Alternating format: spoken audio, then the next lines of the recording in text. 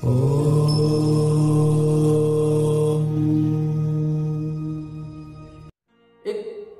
साधक आए थे मेरे पास, एक श्रद्धालु थे। तो उन्होंने मुझसे नवार्ण मंत्र के बारे में जानकारी पूछनी चाहिए। उनको किसी ने बताया था कि उनको नवार्ण मंत्र जपना चाहिए। उन्होंने नवार्ण मंत्र जपना शुरू भी कर दिया, लेकिन उन्हें उसके उचित परिणाम नहीं मिले। उसके बदले उनको कुछ हानियां उठानी पड़ी, उनको कुछ नुकसान हुए। तो वो मेरे पास आए और उन्होंने मुझसे पूछा कि ये नवार्ण मंत्र की उन्होंने साधना शुरू की थी, तो उनके साथ क्या समस्याएं हुई। तो मैंने उनसे पूछा, स्वाभाविक रूप से मैंने उनसे पूछा कि आपने किस प्रकार से ये साधना की, मुझे सूचीबद्ध तरीके से बताया कि सबसे पहले आप क्या करते थे, सबसे अंत तक थोड़ा सा मुझे विवरण दीजिए। आप यकीन नहीं करेंगे कि नवार्ण मंत्र जैसी साधना को उन महाशय ने इतने गलत तरीके से कर रखा था कि लाभ होने का तो कोई प्रश्न ही नहीं उठता। जो उनको हानियां हुई हैं उसके कारण भी वही है। नवार्ण मंत्र एक बहुत ही तीव्र और बहुत ही गुप्त साधना है। इससे किसी भी प्रकार से मेरा हाथ जोड़कर निवेदन है कि इसे इंटरनेट पर देख के, यूट्यूब पर देख के और इसको ऐसे ही मत शुरू कर दीजिए। ये बहुत तीव्र साधना है माँ भगवती की।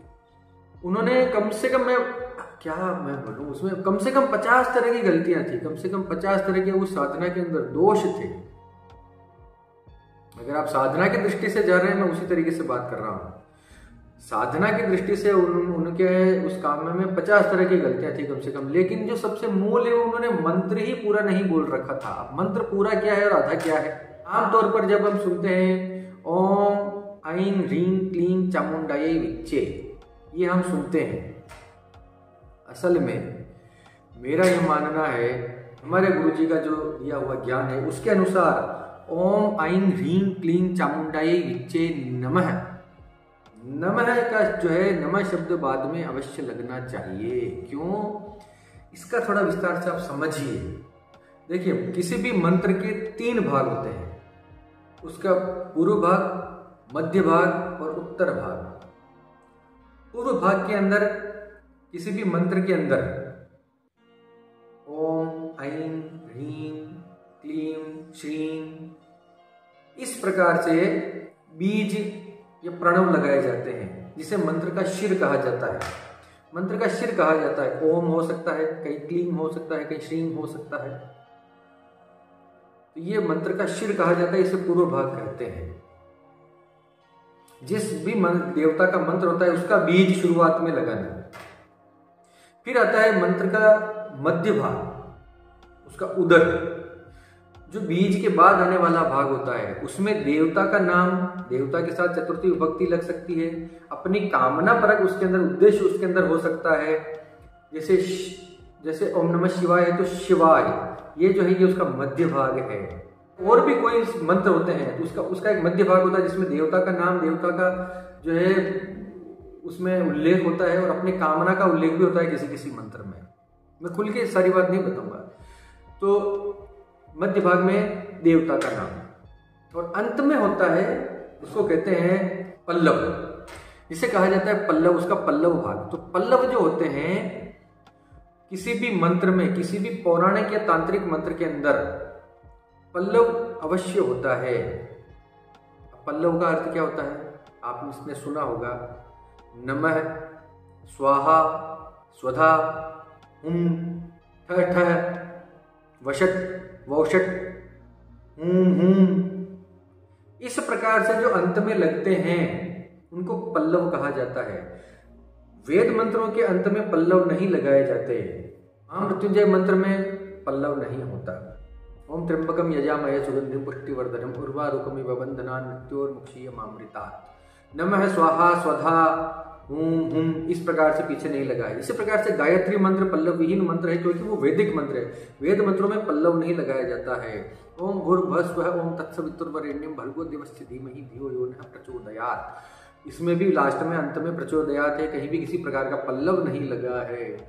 लेकिन चूंकि नवार्ण मंत्र तांत्रिक मंत्र है, पौराणिक मंत्र है, तो इसमें जो है पल्लव, ये हमारे गुरु जी के अनुसार मैं बता रहा हूँ, हो सकता है लोगों की राय अलग हो सकती है इससे, गीता प्रेस की पुस्तक में भी नमः नहीं लगा है, बहुत कम देखने को मिलता है नमः।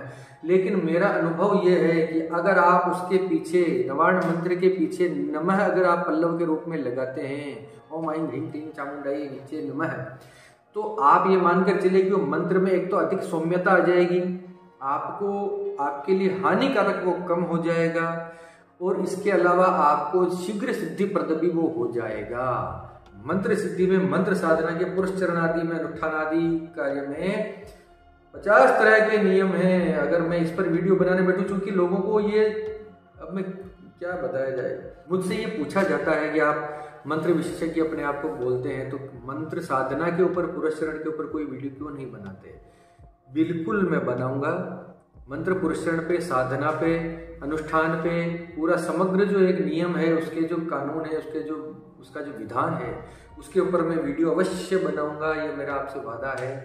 थोड़ा सा धैर्य रखिए, क्योंकि उसमें जो है बहुत लंबा समय चाहिए होता है। पूरी साधना को, पूरे पुरुष चरण को कवर करने के लिए कम से कम 4 घंटे का समय चाहिए। इतने बड़े बड़े वीडियोस बनेंगे, इतने लंबे समय तक चलेंगे, तो उसमें मुझे तो मेरे तो दिमाग में सब कुछ भरा हुआ है, मैं बोल दूंगा, लेकिन आपको भी उसमें बहुत धैर्य रखना पड़ेगा। समय आने पे मैं निश्चित रूप से ऐसे साधना परक वीडियोस में डालूंगा। हालांकि ऐसे वीडियोस को बहुत कम देखा जाता है यूट्यूब के ऊपर, बहुत कम, मैं समझता हूँ इन बातों को, लेकिन फिर भी मेरा काम है सनातन संस्कृति को आगे बढ़ाना। इसका जो मूल ज्ञान है वो जन सामान्य तक पहुंचाना, ताकि वो अपने आध्यात्मिक स्तर को ऊंचा ले जाकर अपने जीवन की रक्षा कर सके, अपने जीवन में उत्तरोत्तर वो प्रगति कर सके, और अपने जीवन में उसका इच्छित फल वो प्राप्त कर सके, अपनी मनोकामनाएं पूर्ण कर सके मंत्रों के रास्ते। ज्योतिष की मैं बहुत बात कर चुका हूँ, दूसरे सामान्य उपायों की, टोने टोटकों की भी हमने हल्की फुल्की काफ़ी सारी बातें कर ली।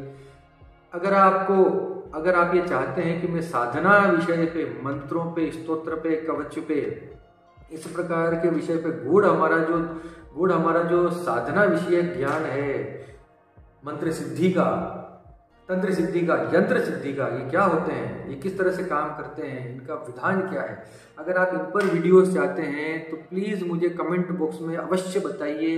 मैं इसमें एक से एक पूरा कंप्लीट ऑथेंटिक में जानकारी आपके सामने लाकर रखूँगा, क्योंकि मैं बचपन से यही करता आ रहा हूँ। तो अगर आप कमेंट में अगर मुझे इजाज़त देंगे तो मैं ज़रूर ये वीडियोज़ भी लेकर आऊँगा।